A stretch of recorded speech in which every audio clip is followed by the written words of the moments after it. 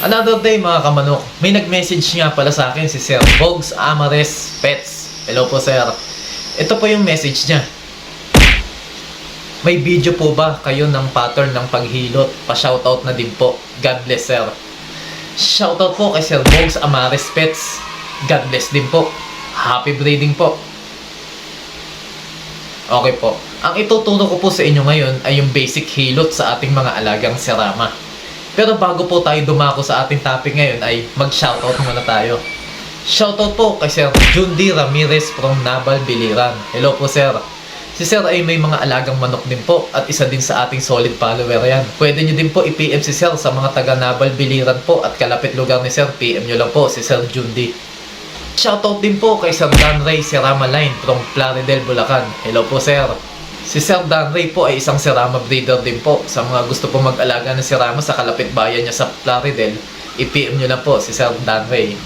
Shoutout din po kay Sir Chilben from Nueva Ecija. So ito po, isa po sa malupit na breeder ng serama to. Hello po sir.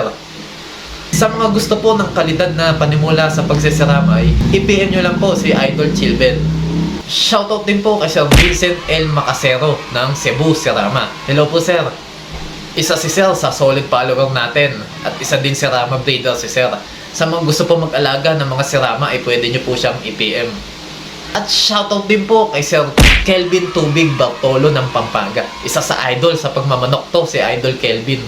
Mapa Seabright o serama. O sa mga gusto mag-alaga ng Seabright at serama, i-PM nyo lang si Idol Kelvin. At sa mga hindi pa po nasya-shoutout ay uunti-untiin ko po kayo sa mga next video ko po. Maraming salamat po.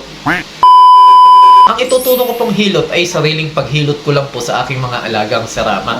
Bawat breeder po ay may iba't ibang technique sa paghilot. Dadagdag ko lang po, huwag po tayo masyadong umasa sa hilot na ito para gumanda ang tindig at mag-forward wings ang ating mga alaga.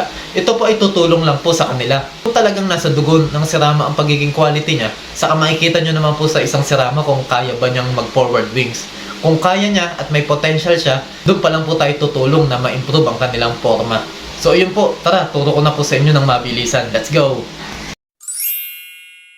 So ganito lang po ako maghilot, napakasimple lang po. Dahan-dahan lang po na banatin ang pakpak pababa na pahila po. Ulit-ulitin lang po.